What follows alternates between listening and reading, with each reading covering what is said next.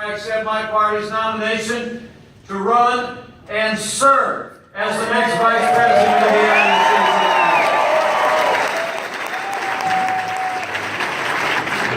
America. Thank you all for being here today. It is wonderful to be back in Nevada. This is actually my second trip since our convention. And I'm just here to tell you it's great to be in the great state of Nevada that's about to send a doctor to the Senate. Dr. Joe Heck is going to go to the Senate.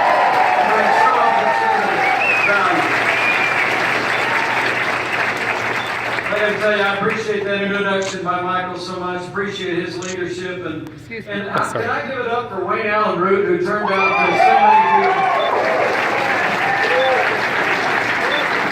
Appreciate his strong, common sense, conservative voice. I appreciate Michael's words. I'm humbled by it. But honestly, the introduction I prefer is just a little bit shorter. I'm a Christian, a conservative, and a Republican in that. I want to tell you, I joined this campaign in a heartbeat because you have nominated a man for president who never quits, who never backs down, who is a fighter, who is a winner, and until very recently it seemed like he was out there fighting all on his own, but now this movement is united, this country is united, and we're going to make Donald Trump the next president of the United States of America.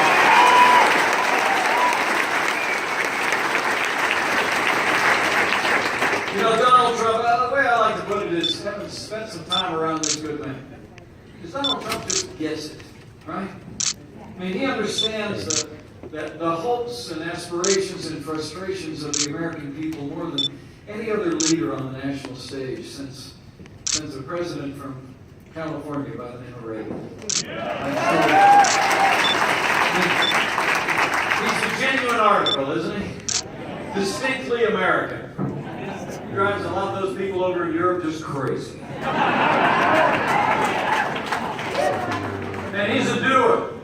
He's a doer in a game usually reserved for talkers. And when Donald Trump does his talking, he doesn't go tiptoeing around those thousands of rules of political correctness that the elites and media land away. He says it straight from his heart, straight from his mind, and the American people hear him loud and clear.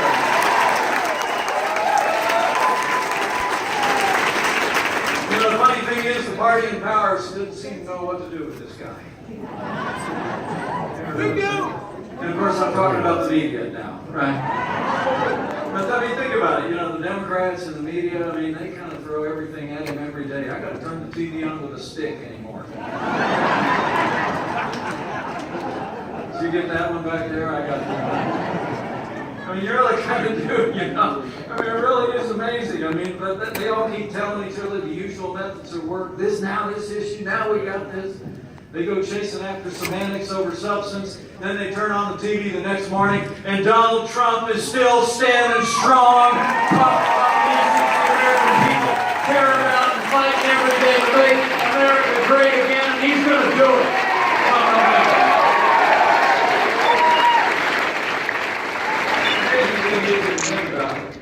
At the very moment America's crying out for something new and different, the other parties answered with a stale agenda and the most predictable of things.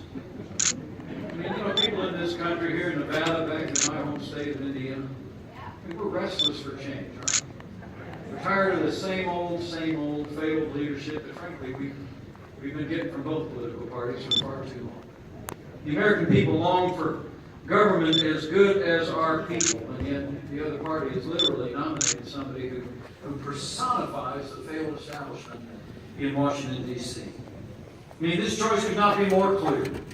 We can elect a leader who will bring real change to Washington, D.C., or we can keep doing what we've been doing and expecting a different result. It's change versus the status quo, and the American people are going to vote for real change this time.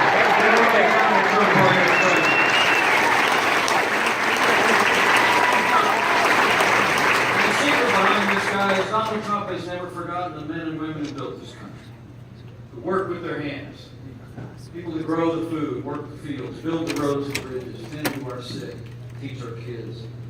And Donald Trump will never forget the men and women who answer the call at home and abroad to put on the uniform to protect our families and our freedom. You know, this has been a very challenging time in the life of those who serve in law enforcement in this nation. I just stopped by the Henderson Police Department just to make sure they know how much I appreciate them. Would you mind getting on your feet and showing our local law enforcement, all those gathered here, how grateful we are for our families each and every day.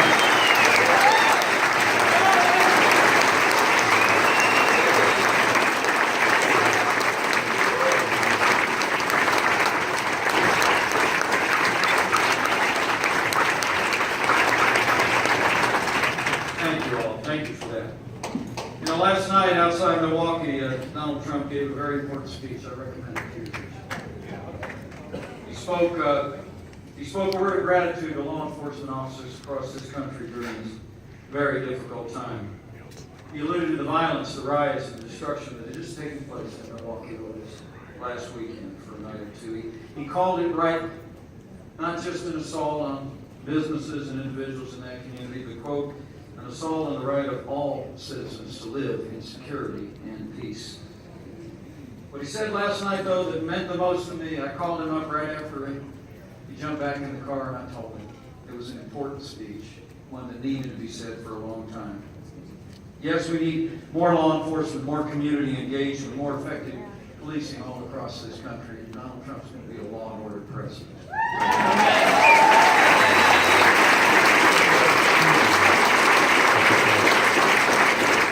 Also, he took a minute in his straightforward, candid way to denounce that narrative supported by our opponent, many people that rallied around for him, that seems to lay some responsibility for these moments at the feet of law enforcement. He denounced those that peddle a narrative of our police officers as some sort of force that drives racism in the country. Donald Trump and I know our men and women in law enforcement are a force for good, a force for security, and a force for everything that's right about this country.